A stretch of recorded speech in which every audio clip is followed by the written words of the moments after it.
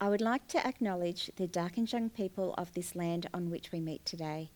I pay my respects to elders past, present, and emerging, and extend this respect to all those who choose to view this recording. Hi, my name's Kathy, and I'm joined today by Nina Angelo to discuss her memoir, Don't Cry Dance, a memoir of love, war, and forgiveness. And I'd just like to welcome you, Nina. Thank you, Kathy. It's a pleasure. So glad that you could make it. Now, this is your book, your beautiful teal-coloured book. And can you tell us a little bit about your book and how you came to put this story into words? Well, having grown up with my parents with the numbers on their arms and having had a huge amount of love and acknowledgement and affirmation as a child, we had such an amazing life. I didn't realise what my parents had gone through. My mum had shared her story. She wrote her story for us. And I was going to do a little book of just my mum's story and my own. My friend Meredith McGowan, who's an editor, she encouraged me. And I didn't know about my father's story at all because he never talked about it. But my mum had sat and typed it out. And she got to the point where the Gestapo had got her and she couldn't do it anymore. And so we interviewed her. But unfortunately, those tapes were lost in a fire at my house in '88. So I lost her voice, and I thought, okay, whatever I had, I put together for this, for something for my family. When everybody's wiped out in your family, and you have no history, you have no one to go to ask. It was important because I'm a storyteller to leave something for my children and their children, etc. So that's sort of how I decided I'd do it for my 70th birthday. I didn't know until just beforehand that friends had come to visit me, and then they went down to Sydney and did a research. They were a Greek couple. And they went online. Next thing I got an email which I clicked on, and there was my father talking. There were 7 hours of interviews in the Holocaust Museum in Washington in the United States of America. All of a sudden, I had the stories of my mum, my dad, them talking, all in the first person. And then I put my story with it as a first generation of Holocaust survivors. And that's how it all came together.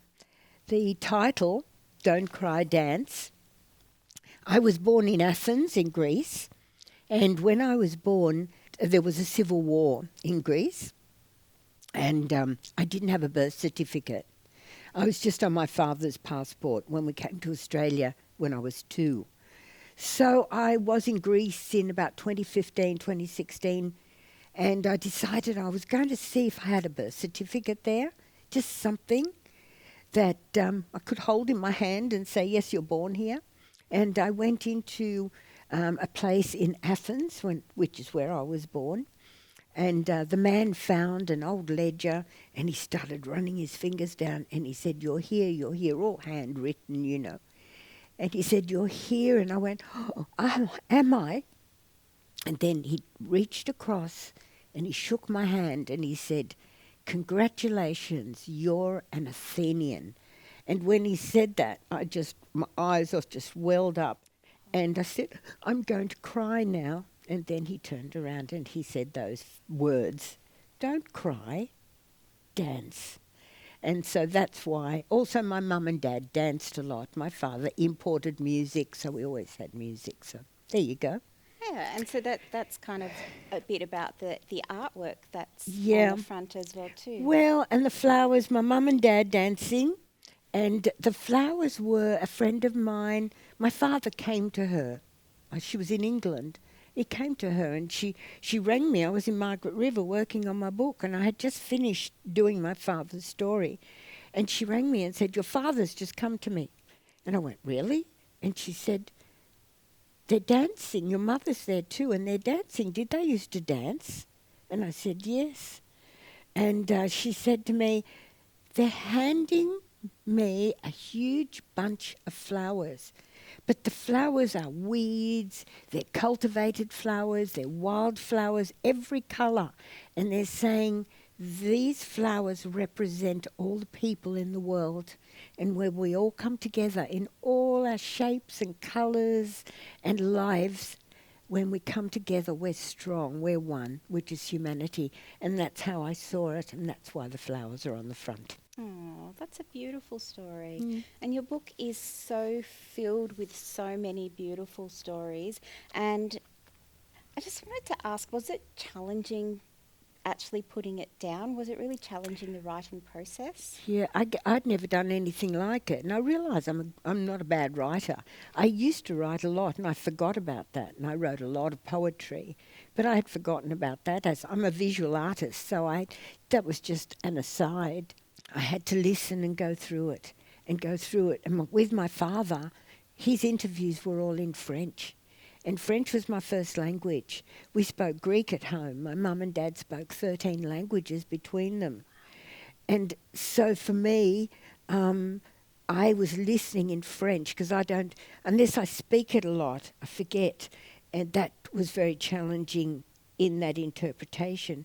My mum's, she wrote that out. So I had it typed. And I guess doing it over and over and over again, I was so determined that it did not affect me while I was doing it. I mean, obviously I learned things and I went, wow, but I sort of stood away from it. I didn't realise, though, Kathy, what it was doing to my body. And that is what came from it was this intergenerational trauma which manifested in a stage 4 lymphoma in my body. And so as soon as I launched the book, I went to the doctor because I was losing weight and not well, and that was the diagnosis. And I tried to work out why this happened. And then I realised, and I knew about intergenerational trauma, particularly with Aboriginal people and any civilised people, whole people that have been impacted by wars and by being, totally wanted to be wiped out.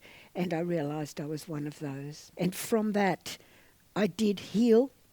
I was determined, using my art as a healing.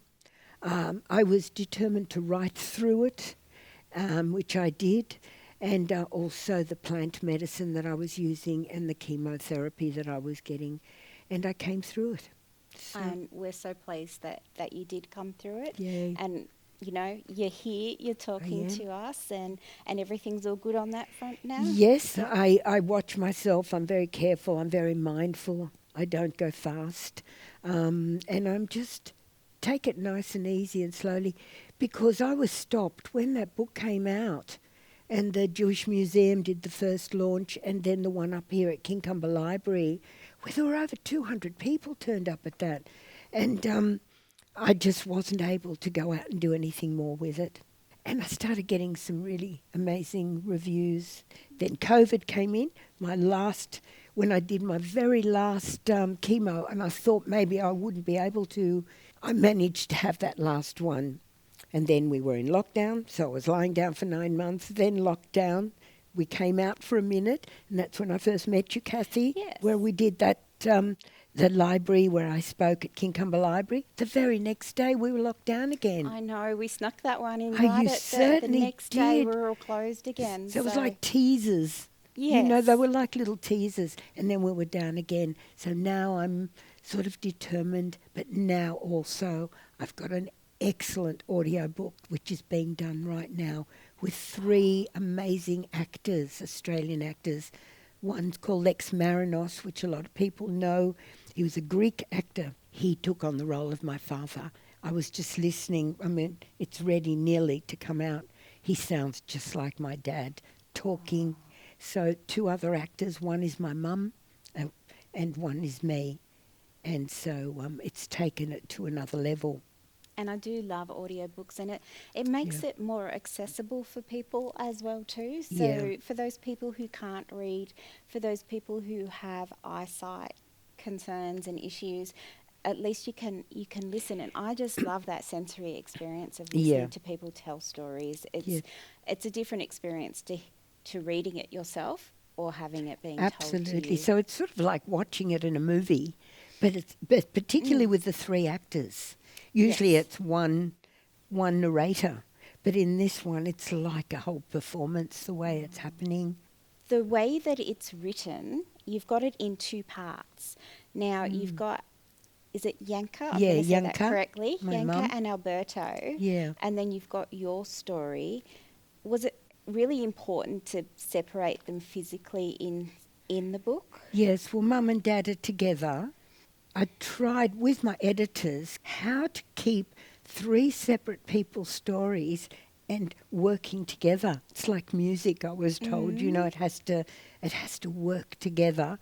And so I listened to them, my mum and dad, and then I could come in with a memory that had to do with what was happening.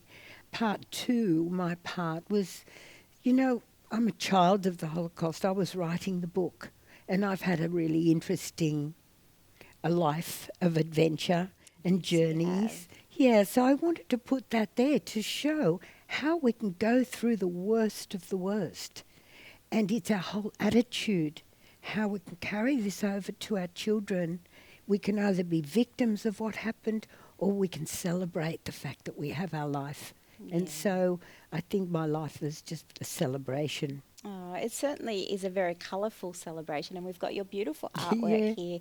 What's that one called? It's called Grevilleas, and I did that in Margaret River actually when I was writing the book, and I just would sit there because I'm a fabric artist, and I would work on huge bits of fabric and travel to towns on big banner projects and work in schools with kids printing messages on their shirts or whatever.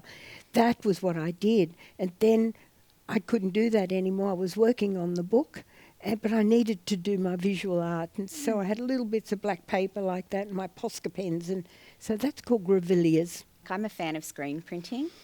Child of the 70s and 80s where Yay. it was really big and we learnt it in school, and that's your preferred medium for it? Look, ever since I was a child, I used to look at the dresses that women were wearing, and I mean, I wasn't that big, and I would think, gee, somebody made that design up, and they're wearing it. And there's something I was passionate to do. I wanted to put designs on fabric. So I eventually, and it's in the book, went and learned just the basics, moved to the Central Coast in 1975, had a little studio up the back. Well, it was a garage. I loved it. I loved what I could do with it. Nobody else was doing it, you see. No one. And then the company that makes the paints, they took me on as sponsors. They wanted me to go to Fiji, and I was a consultant to the garment industry, did workshops, etc. And then I spent 3 months as artist in residence teaching it. Nobody had learnt it before. So I loved doing that. I don't have anywhere to do it now. So I'm getting more into my poetry, into my visual, just small things. And I'm coming out of my comfort zone and doing some line drawings, which I've never been comfortable with before. Oh, when you're comfortable to share them, we'd Oh, love to. I'm We'd love to challenged. see them. All right. It's So we're okay. going to hear a poem that was written for your mum. Yes, it was. I've got that in the front of my book, my prelude. And it was written for my mum by a friend of ours who was an Italian poet, writer, and journalist. And he shared the office with my mum and dad. And when my mum found out that she had cancer, she had a cancer of the lymph gland, and she had it for quite a number of years. And he wrote her this poem. Now, it's called Yanka, A25052. That was the number that was tattooed on her arm by the Nazis in Auschwitz.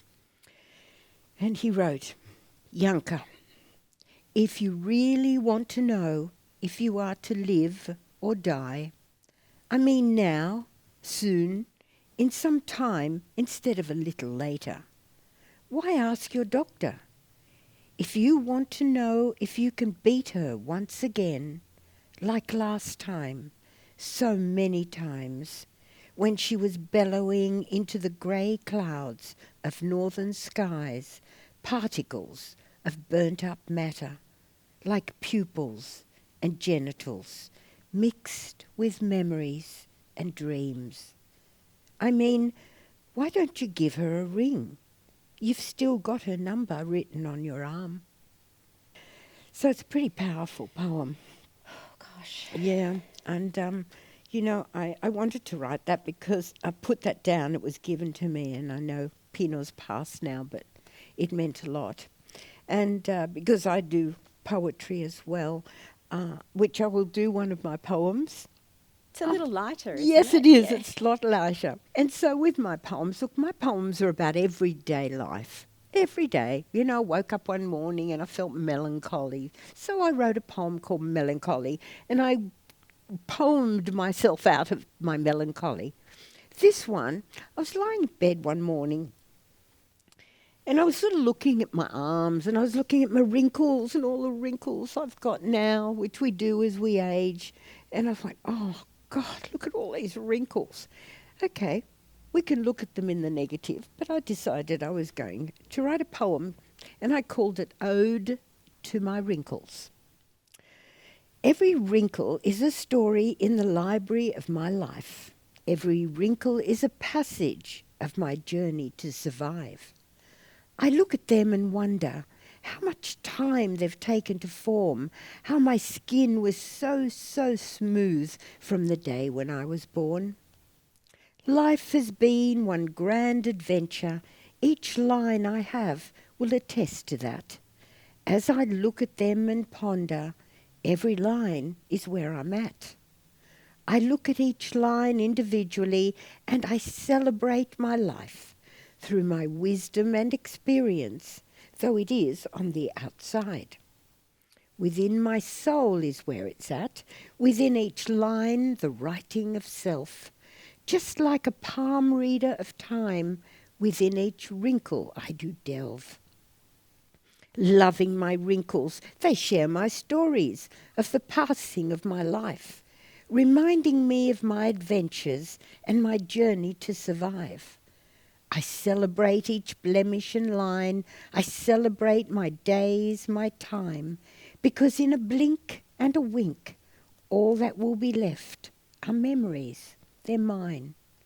Welcoming my wrinkles and loving my skin, grateful for each wrinkle and for a new one to begin. There it is. I loved it. It's See, beautiful. and this is what I talk about with alchemizing, how we go through trauma, and we work so much on how we look on our outside, and how much money people spend on their appearance of the outside, and that's a good thing to look good, but they forget the trauma. By doing that, what's happening inside gets put away, and then it sits there. And then when something happens, that trauma is brought up and it manifests in illness, it manifests in so many ways. And that's why the workshops I'm doing, From a Rock to a Hard Place, working with women, because trauma is come up in everybody. In my research of trauma, because I know my trauma was brought up through intergenerational, through doing the book. Otherwise, I just had the best life. So I looked into it, and I found when a girl baby is born, she's got every egg in her ovaries that she's going to need to reproduce. Every egg is a cell, and every cell has a memory. And when a cell becomes a person, the memory of the mother, the grandmother, the great-grandmother is all part of that person. And so that's how that intergenerational can carry on. And if we don't feel that we've been loved, affirmed, taken notice of, it's often because the parent did not know how to do it any other way, because that's what they learnt from their mother and their grandmother. And that's where we can change this. That's so well said. And there's another term which I came across recently of intergenerational healing. So it's out there. It's being discussed Yep. everywhere at the moment, and it's Yeah. certainly something. If you haven't heard of it before, you can check out a book at the library and find out Yep. a little bit about intergenerational trauma. And that's why I wanted to do the book. For my family, my future generations, that they're not going to carry what I was carrying, and I managed to get rid of it, alchemize it so my body's clear and clean, and I no more is this owning me. And I'm so glad that you did. It's very important to have these stories. And there's Yeah. actually, your prelude is titled The Story of the Story of This Story. And I think this is really magical because there's the original story and the story of how this story was put into words. And there's just a quote that I would like to share. And this goes back to how important this book is for you to write. And this is Yanka speaking.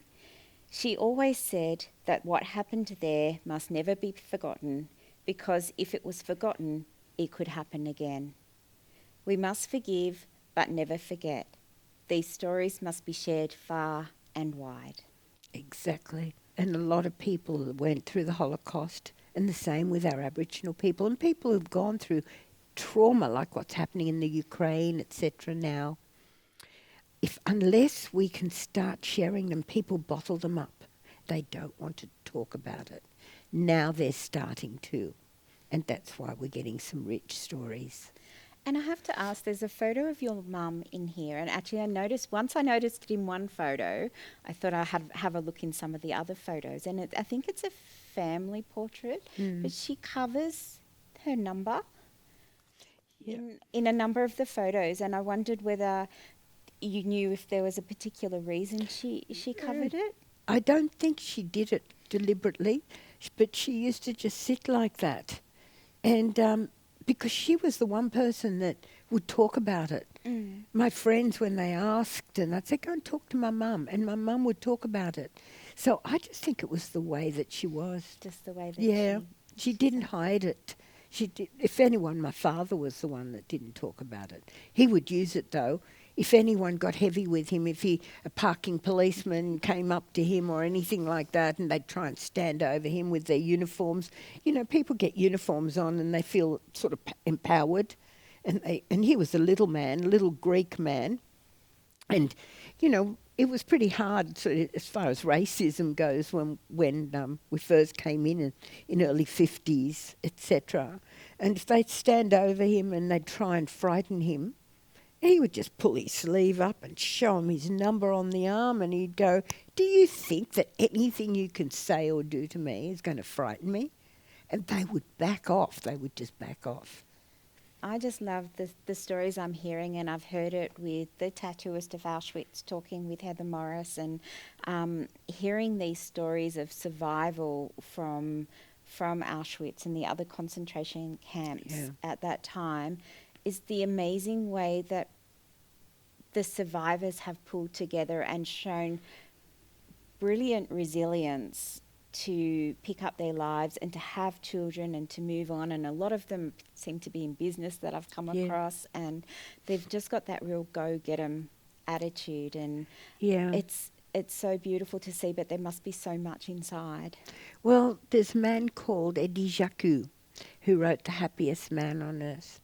Now, I've known Eddie since I was 3. Him and his wife, Flor, were friends with my mum and dad. And so I have photos of me sitting on their laps and everything. Eddie was one of the people who founded the Jewish Museum, and he would take young people and everybody, and he was always happy and always smiling. And he'd always say, do not hate. And I remember he'd say to people, you are my friends. He said, don't walk behind me, I will not lead. Don't walk in front of me, I will not follow. Walk beside me and be my friend. And he was 100 when he did his TED Talk. Yeah, I've heard that one, it's brilliant. You know, and he inspired me and sat with me and told me how proud my parents would be, how proud he was. He said, we're getting older now, and when I see this, I know that this will keep going because we're afraid that people are going to forget what happened, and it can't be forgotten. Because of his attitude, and his warmth and his charisma, he inspired a whole lot of other Holocaust survivors at the Jewish Museum to open up and start sharing and talking. And that's what we need to do more of. We must take those skeletons out of the closets. We must take all that fear out of us, because the freedom that it gives you once you look at those horrid things, they're not part of you anymore. You know, yes, you experienced it, but they're out there because you have acknowledged them. And I believe that is a huge part of a healing journey. That's just such wise words. Thank you. And on a lighter note, I just want to mention something. You were talking about clothing and feeling good and looking good. And there's a very important part of Yanka's story about the dress. Yeah, that story, the woman in the teal blue dress, I call it, and that's why the cover of the book is teal blue. Everything, every single part of it has a story that's attached to it. And, you know, when my dad made a pass at my mum, so I did not know this story. My mum never told me, but she told my cousin. And my cousin, that's my mum's brother's daughter. And she told me one day, and I had no idea. So I wrote that particular chapter to sort of put that story in. So in Auschwitz, my father was an elite prisoner. He was one of the prisoners that were on the platforms when the transport was coming in. And their job, though he was in the Canada Commando, or Canada, because they saw Canada as the land of milk and honey. And their role was to go into the carriages after the people had been taken out and get all the suitcases, everything that they brought with them, because they thought that they were going to have a good life. And most of them had reasonable, you know, money and a good life, and they had gold and jewelry and all sorts of things, and they brought it with them. They would take all that. The Nazis would send all the good stuff up to Germany, and you know, the rest were in piles of all their clothing and everything. So my dad had food because they bought food, and they would put them into little suitcases, and they would bribe the guards in Auschwitz. And so they were allowed more freedom to get around. And my father saw my mother, and she was 16 years younger than him, a young Polish girl, very traumatized.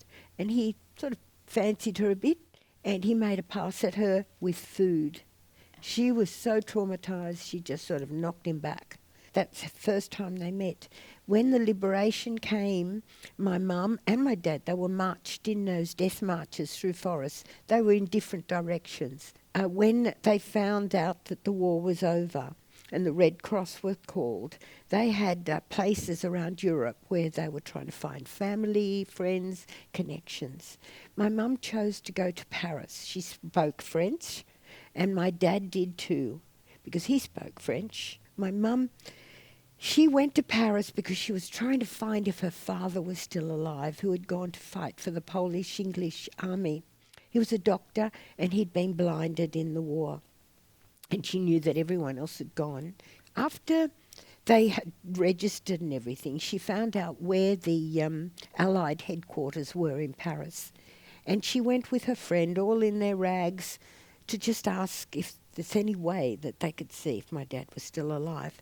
And it happened that the man that she saw knew her dad.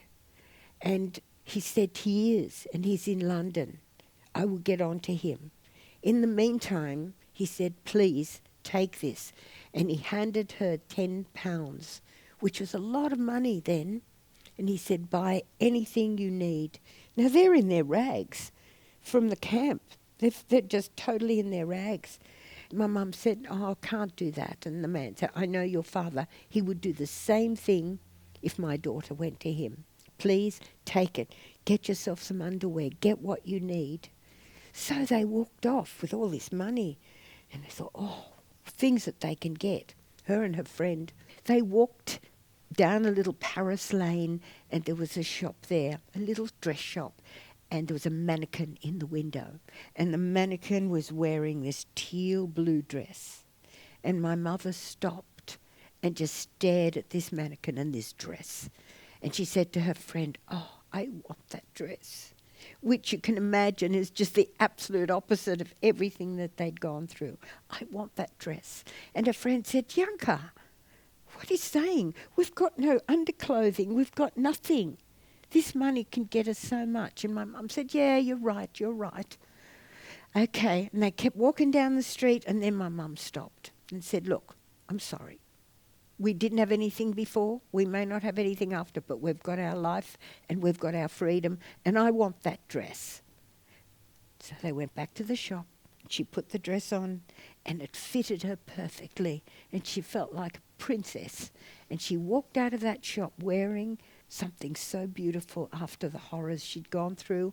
And that evening, at the Red Cross canteen in Paris, where they went to get their meals, she walked in with her dress, and my father was there. And he saw her, and he recognized her, and he went up to her, and he said in French, "Don't I know you from somewhere?"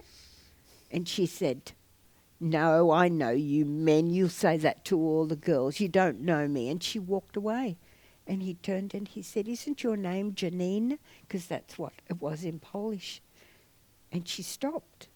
And that's where they both got together. The And teal blue dress. And your mum was so young, and I think back to that age in your teens, in your early 20s, and it is a time when you focus on you and how you look and how you look to other people, and for her to be able to do that, it's such a strong thing and a Yes. strong message for her. Totally. Like she was 11 or 12 when she was first thrown to the ground, slapped across the face, and called a dirty Jew.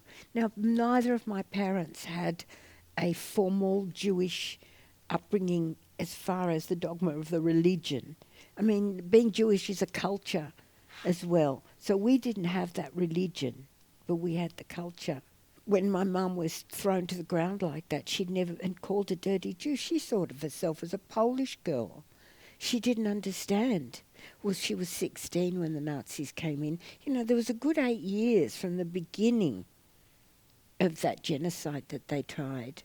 And she was 16 when the Nazis came in, when she found herself on her own.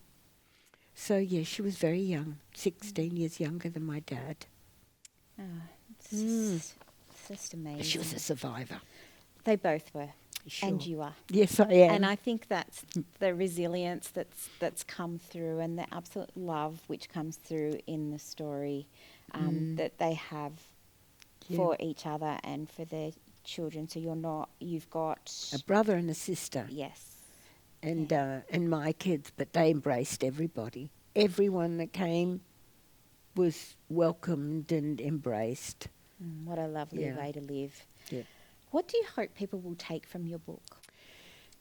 I think for me, what I would hope is that resilience, that, you know, this earth existence that we have, we're very challenged and a lot happens to us. How do we come through it? Do we sink or do we swim? When my house burnt down in 88 and I lost everything and I'm just standing there with my kids and a single mum of twins, and everything was gone that I had worked for since they were babies. I was alone with them. And I remember thinking, Nina, okay, you can go down with this or you can rise up. And I come from a rise up family. So I think when we can face what's happened and know that we'll go through grief, we'll go through loss, we'll go through the pain and the tears, and all of that is part of the healing. If we don't let ourselves, if we go, oh, stiff upper lip, you know, keep it all inside, you know, just get through it, we harden ourselves, but it's all in there. So if anything, it's that you can come through the worst of the worst and come out shining. Beautiful words. Thank you. So we'll just end on one more question. What's next for Nina? I've got the Greek Australian Writers Festival in Sydney in June, which we've been waiting 2 years for, and big one in Melbourne. But I'm sitting on another book, which is all my poetry, but way back from 1980, just the late 70s, 80s, where I was starting, and stories.